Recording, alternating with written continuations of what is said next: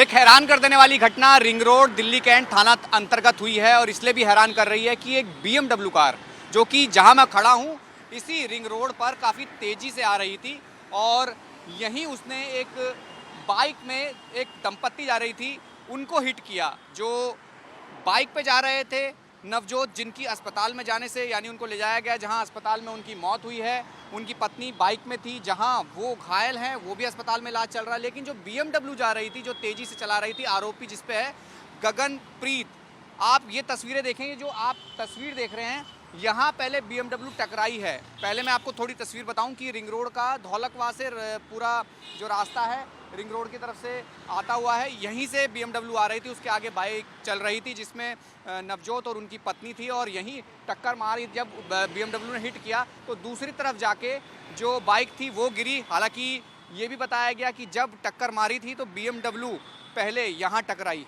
ये आप तस्वीरें देखें, यहाँ पर टकराने के बाद वो यहाँ से स्किड यानी कहा घसीटते हुए, यानी कहा जाए जो आरोपी महिला है गगनप्रीत, वो किस तरीके से यहाँ से टकराते हुए इस पूरे हिस्से को, यानी आप तस्वीरों में देखें, ये कहा जाए कि ये BMW का टूटा हुआ शीशा ही है जो बताता है कि कितनी ज़ोर से उसने इस पिल्लर को हिट किया और हिट करने के बाद वो यहाँ पलट गई।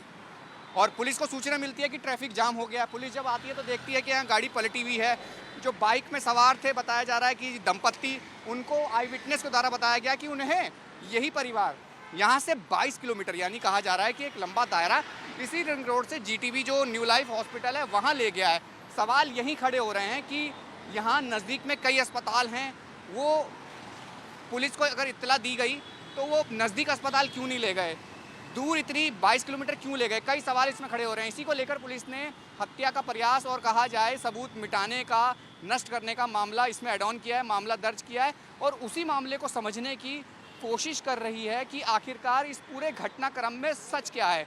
सवाल इस बात को लेकर उठ रहे हैं कि जहां हादसा हुआ, हादसे के बाद जो सफ़र तय किया गया वो लगभग 22 किलोमीटर के आसपास का है। तो समझ सकते हैं कि कई सवाल इस पर खड़े हो रहे हैं और पुलिस इन्हीं सवालों का जवाब तलाशने के लिए मामला तो दर्ज किया है, मामले में धाराएं भी बढ़ाई गई हैं, लेकिन अब सवाल वही है कि आखिरकार इसके पीछे सच्चाई क्या है।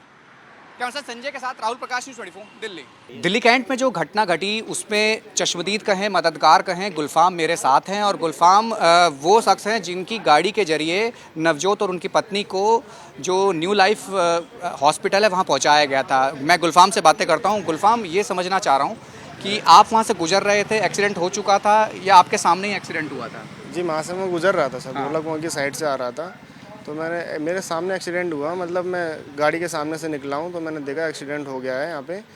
तो जो है इस करके मैंने जो गंभीर रूप से घायल थे उनको मैंने अपनी गाड़ी में बैठा के और हॉस्पिटल के लिए रवाना हुआ। आपसे मदद मांगी गई थी, आपने खुद से मदद करी थी? मैंने खुद से मदद की थी सर। तो आपको ये बोला गया था कि हॉस्पिटल नज़दीक है या कहीं और लेके जाना है, किसने कहा था कुछ? जी नहीं, एक मैडम थी, वो बैठी थी मेरी गाड़ी में, बोल रही थी आज़ादपुर की साइड चलो। अच्छा, तो मैं आज़ादपुर की साइड चला। आपको रिंग रोड के आसपास कोई अस्पताल के बारे में जानकारी उन्होंने नहीं दी या आपको नहीं थी जानकारी? मेरे कोई जानकारी नहीं थी सर। पुलिस थी उस वक्त वहाँ मौके पर? जी नहीं।